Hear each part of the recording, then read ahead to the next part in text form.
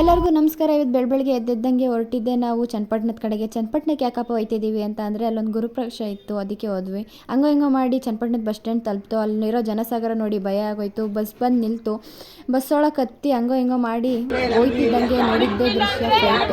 ಅದನ್ನ ನೋಡ್ಕೊಂಡು ನಿಂತ್ಕೊಂಡು ಸೀಟ್ ಸಿಕ್ತು. ಹೆಂಗೋ ಸೀಟ್ ಮೇಲೆ ಕುತ್ಕೊಂಡು ಆರಾಮಾಗಿ ಹೊರಟಿದ್ದೆ ನಮ್ಮೂರ ಕಡೆಗೆ. ನಮ್ಮೂರು ಹೋಗಿ ತಲುಪಿದ ತಕ್ಷಣ ಸಿಕ್ಕಿದ್ದೆ ಇವರಿಬ್ರು. ಅಕ್ಕ ಎಷ್ಟು ದಿನ ಆಯ್ತಕ್ಕ ನೀನ್ ನೋಡಿ ಚೆನ್ನಾಗಿದ್ಯಾ ಅಕ್ಕ. ಸುಮ್ನಂದ್ರೆ ನಿಂತ್ಕೊಂಡ್ಬಿಡ್ತಾಳೆ ಅಲ್ಗಿಂಚ್ಕೊಂಡ್ ವಿಡಿಯೋ ತೆಗಿತಾವ್ರೆ ಅಂತ. ಆಮೇಲೆ ಐಕ್ಲಿನೆಲ್ಲ ಕರ್ಕೊಂಡು ಹೊರಟಿದ್ದೆ ನಾವು ಗುರುಪ್ರವೇಶದಲ್ಲಿ ಉಣ್ಣಕ್ಕೆ. ಬರೀ ಇಂಥದೆಯ ದೇವ್ರ ಕೈ ಮುಕ್ಕೊಂಡು ಹೊರಟಿದ್ದೆ ನಾವು ನೆಕ್ಸ್ಟ್ ಊಟ ಮಾಡೋಕ್ಕೆ. ಊಟ ಎಲ್ಲ ಮುಗಿಸ್ಕೊಂಡು ಹೊರಟಿದ್ದೆ ನಾವು ಹೊಲದ ಕಡೆಗೆ ಹೋಗಿ ಒಂದೆರಡು ರೀಲ್ಸ್ ಮಾಡೋಣ ಅಂತ ಮಾಡೋ ಅಷ್ಟರಲ್ಲಿ ಬಸ್ ಮಿಸ್ ಆಗಾಯಿತು. ಆದರೂ ರೀಲ್ಸ್ ಮಾಡ್ದು.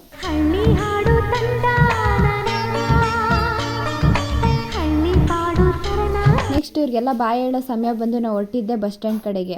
ಬಸ್ ಕಾದು ಕೊನೆಗೂ ಬಸ್ ಬಂದಾಯಿತು. ಬಸ್ ಹತ್ಕೊಂಡು ನಾವು ಹೊರಟಿದ್ದೆ ನಮ್ಮ ಮಂಡ್ಯ ಕಡೆಗೆ.